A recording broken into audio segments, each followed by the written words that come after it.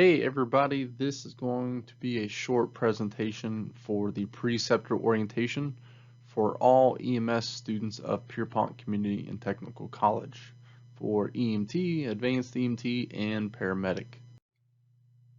First, thank you for participating and being a preceptor for the EMS students. Your services just give us a major component for the success of the students.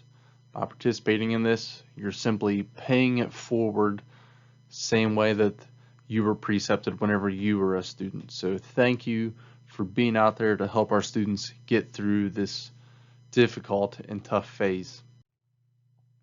So the purpose of this is to define the preceptor roles, as this is a continuing and ongoing process, so preceptor roles change generally from year to year. So it's going to instruct you as the EMS preceptor in your requirements and expectations of your roles as well as that of the student. It's just to ensure consistency across the board of all of our preceptors and just overall provide accountability. And most importantly, this is an accreditation requirement. We are required to train and orient our preceptors and keep track and tabs on everyone. So one of the biggest changes recently is that of paramedic preceptor requirements. We now have two basic levels of a paramedic preceptor. There's the evaluating preceptor. So when that student is in the first initial phases of their training to be a paramedic, we're in their spring and summer, you only have to be a paramedic for one continual year to precept those students. So that's the students just in the first phases, and then going through cardiology, you will be able to precept those students. To be an internship preceptor, that's that last stage, or that final semester, or the paramedic bridge. You must be a paramedic for 2 continual years or have run 750 emergency calls.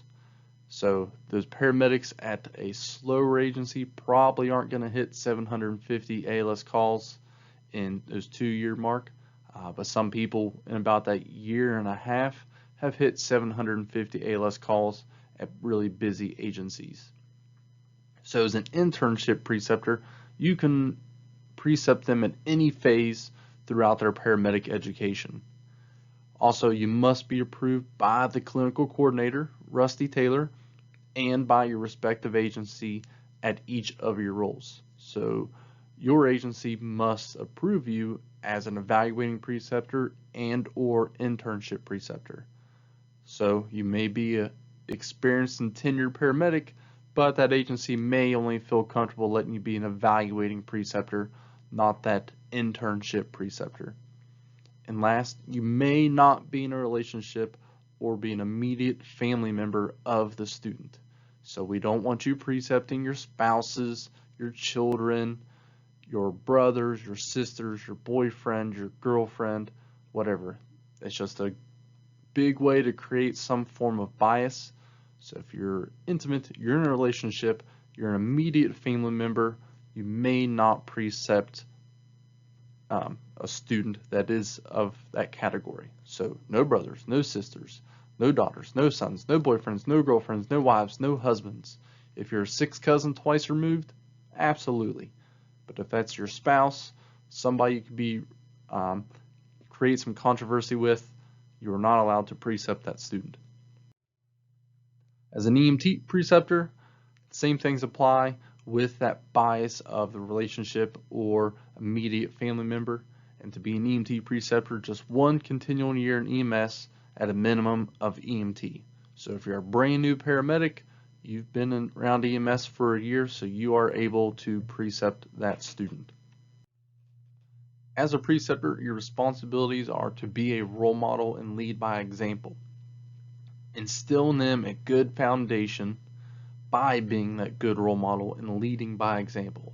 Demonstrate how you should be an excellent EMS provider and an advocate for that patient.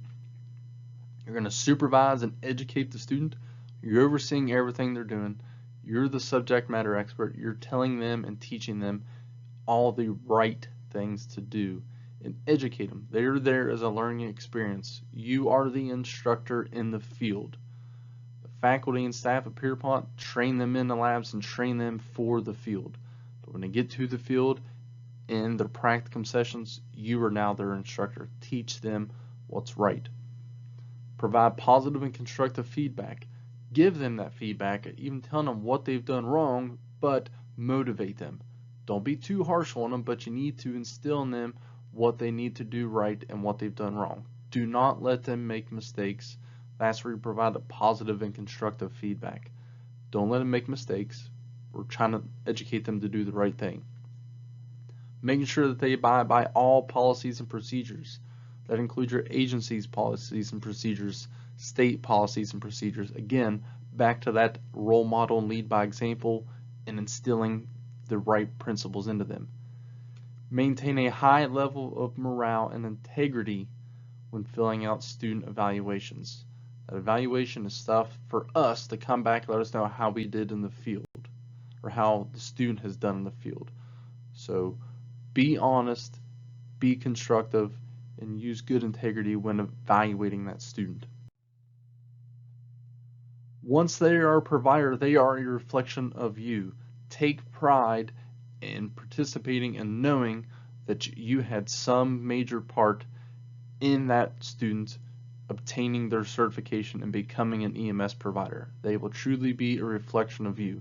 So when you see them out in the field and they're practicing, you can take some credit and validity in knowing that you helped that person become who they are. So if you see them later and they're a poor provider, that too could be a reflection of you. Make sure you're teaching them to do the right things. If you want great providers in the field to be working under you in the future, make sure you are teaching them and instilling them in the right way. So now your role as a preceptor, you're going to oversee the student while they conduct patient assessments and treatments. You're to oversee all interventions, all assessments. All care should be conducted by the book. No shortcutting. We're trying to create competency and instill in them those good foundations. So everything by the book. Remember, the students are still learning and are developing, so we can't give them those shortcuts yet. They need to know the why, the hows, instill in them that solid foundation. A preceptor, you can only allow a student to perform a skill such as giving a medication or doing an intervention on what they've been signed off on. You can find that on the skills evaluation and authorization sheet and their medication administration. As they go on through their education, they will be checked off on a variety of skills and interventions. Once they're in that capstone or the bridge stage, they'll be able to do everything in the field. But in those initial early phases, they may not be able to give every single medication that they come encounter with or be able to do every skill required just yet. So as their education progresses, as will their scope of practice that they can do as a student.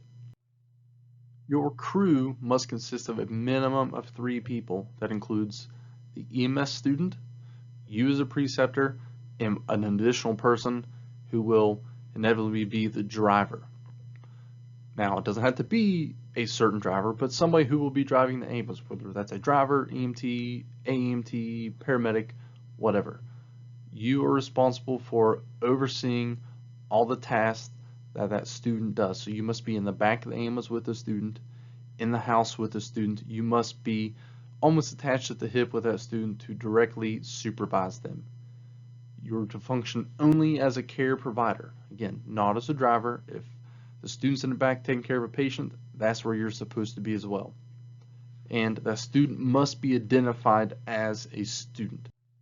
To be identified as a student, this is the ensemble that the paramedic student should be wearing. Having on their Pierpont polo, dark pants, appropriate foot attire, and their ID badge.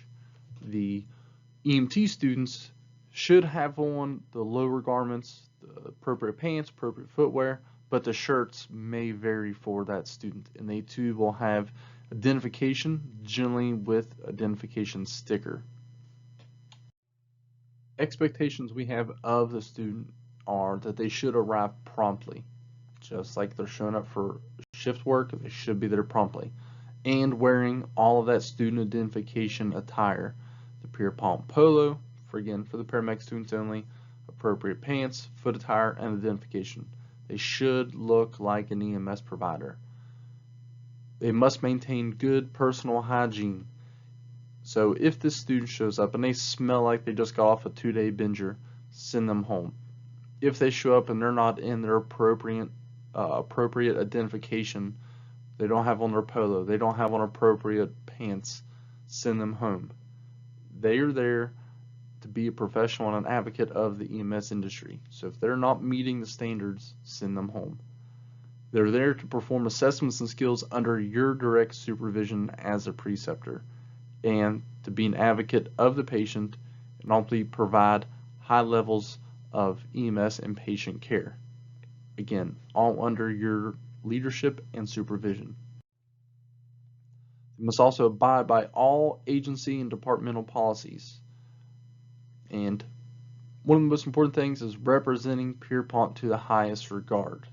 We take an immense amount of pride in the products we create and the students we put into the field, so they must uphold to a high standard. Any deviation from these standards must be reported on the student's evaluation forms and to the clinical coordinator, Rusty, via email.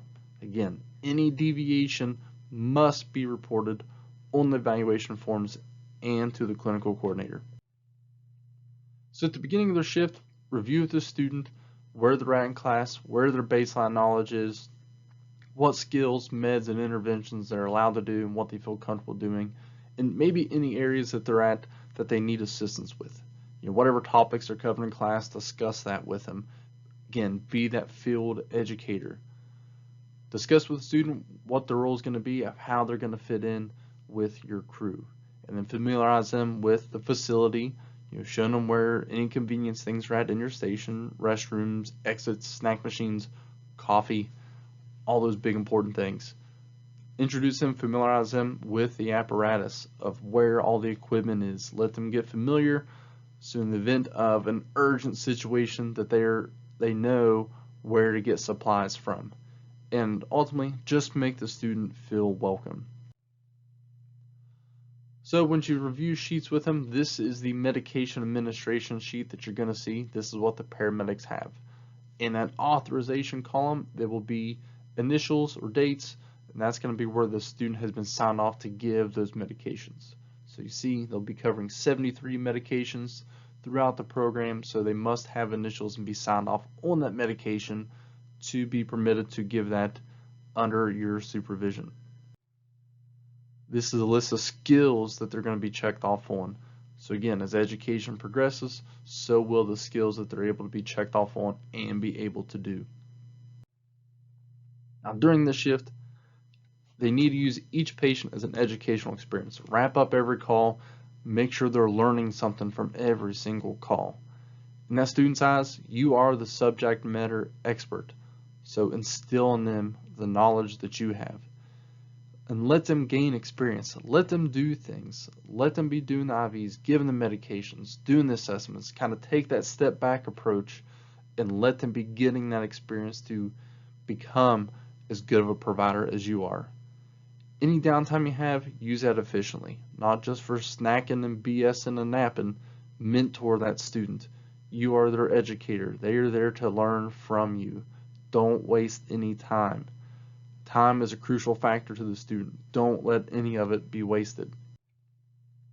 Their completion requirements throughout the program, again, this is for paramedic only, of all the competencies that they must meet.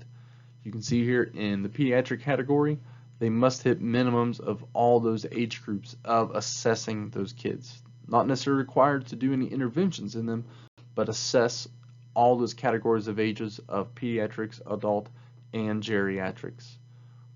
And then they must meet assessments by classification or impressions and complaints. So you can see there must have so many obstetrics, 30 trauma patients, 60 general medical patients. So the medical, that is a category that comprises of everything except what's listed there. So medical is everything other than psych, trauma, and OB. Then they must assess them by their complaint, whether they got an altered mental status, abdominal pain, syncope, respiratory distress, and anything cardiac related.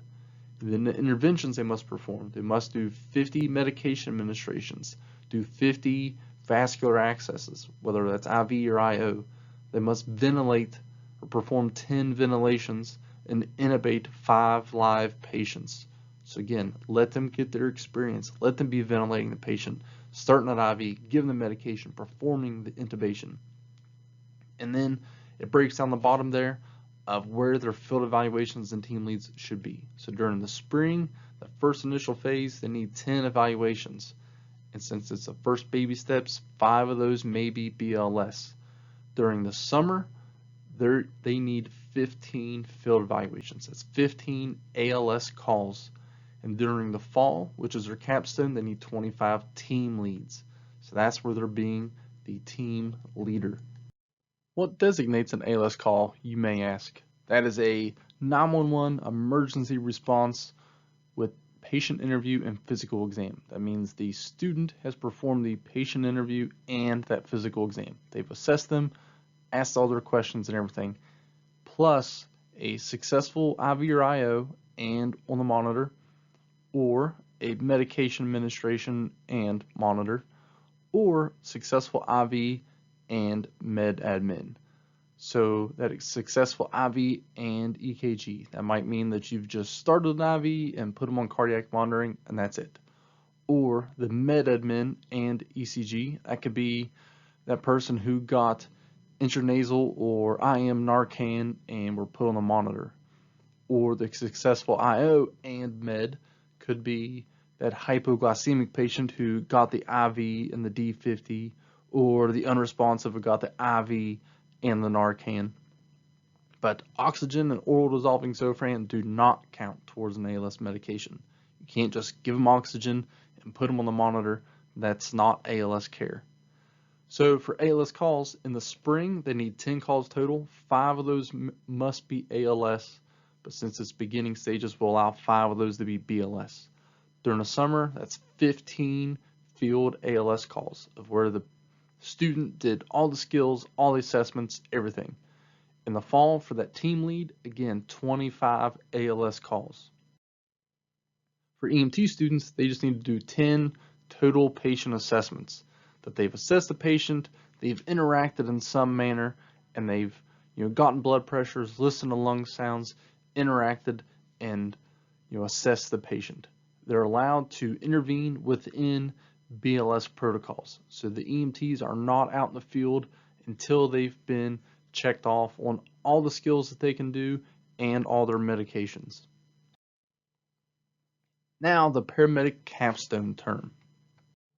By definition, that capstone is, and this definition comes from our national accreditation, is the activities occurring toward the end of the educational process to allow students to develop and practice high-level decision-making by integrating and applying their paramedic learning.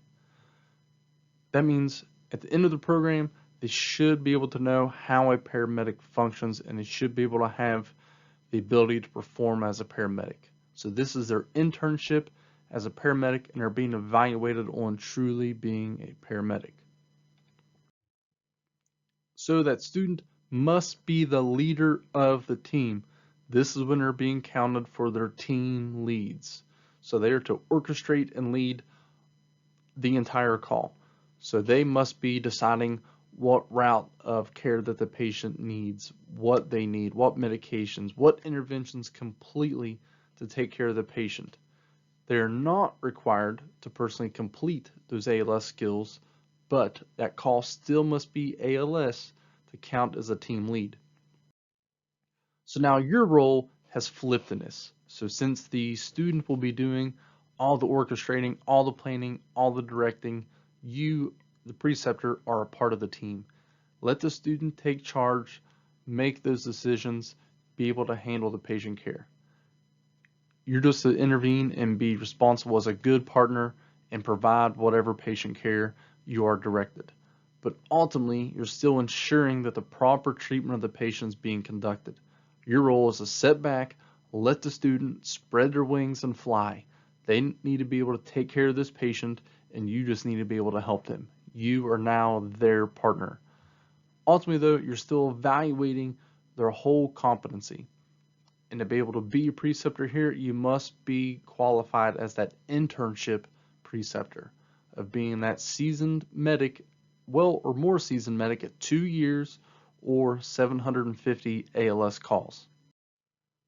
So to review, that ALS team lead, 25 of those total, and again, that's a 911 response with patient interview and an exam, plus IV and monitor, med and monitor, or IV and med.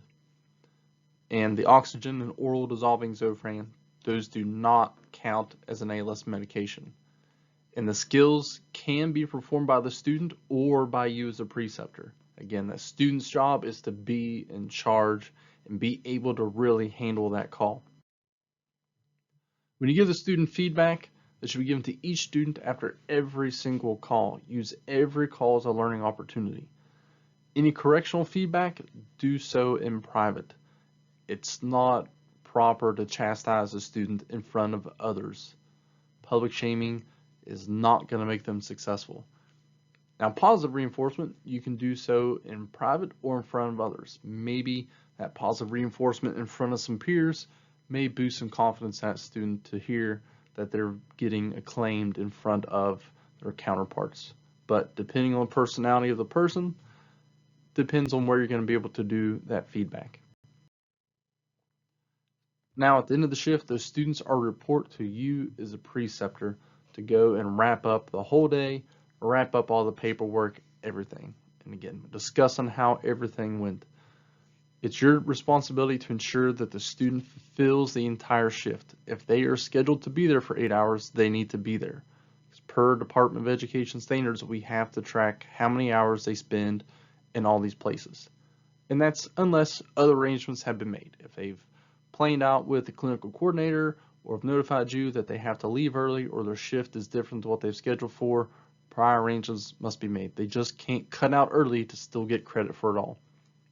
And ultimately, you're responsible for filling out all those evaluation forms, making sure that all the paperwork is complete, just like the end of your work shift. So going over some of the forms. This is the patient contact form that the paramedics will use. This is essentially their patient care report. It's just listed like this because that's in essence how PhysDAP tracks their information. This is the PCR for the EMTs, just like a standard run sheet, except it's removed all the HIPAA information. And one of these, each patient care report per patient for EMTs and paramedics. Field evaluation, this is for EMTs and paramedics, EMTs at any phase of their training, and for paramedics at the beginning. This is to evaluate them on each call that they went on. So that standard Likert score of 1 through 5. And be honest, give them good feedback. In their first stages, they should not have all 5s. They're still learning, trying to figure it all out. So be honest and give good constructive feedback. Now the team leader evaluation is a little bit different. The Likert score of 1 through 5 is not there. Basically, every dimension of team leadership must be met with a yes, or that call does not count. So their scene size up, their assessment, their treatment plan, communication, skills, and leadership, they all have to perform those successfully. If they do not, those don't count. In the classroom, they're evaluated the same way. So if they're put in the scenarios and they cannot competently assess the patient or handle the call, they do not get credit for it. That same standard must be upheld in the field as well. The shift evaluation, that covers the entire shift as a whole. So if they were there for 8, 10, 12, 16 hours, whatever, the shift evaluation just covers how they did throughout that entire shift of that 1 through 5. So you only need to do one of these per shift for EMT and paramedic. So all those forms must be filled out in their entirety. The preceptor has to sign all the forms. The student has to sign on the forms. They all must be signed. Leaving those good, honest feedback to the student. Whatever you tell them, put it on the form. We need to know how they're doing as well too. So we bring it back, it helps us be able to cater how we may need to help that student along. The students are required to upload this documentation into FISDAP to complete their shift, just like your e-charting. So they may ask to utilize the scanner at your agency to scan in their paperwork to upload it in. If there's any issues or any deviations from this, please contact us immediately. So our preferred contact is via email. So contact Rusty Taylor, the clinical coordinator, at rusty.taylor@pierpont.edu, or myself, Ben Tacey's program director, ben.tacey@pierpont.edu. That's our preferred means. All that stuff comes to our phones, so we're in and out of our email all day. So send us an email if you need to talk. Put your phone number in there and we can call you too, or always feel free to call the office phone numbers. But the easiest and quickest way to get a hold of us is by email. Again, thank you all for all that you're doing.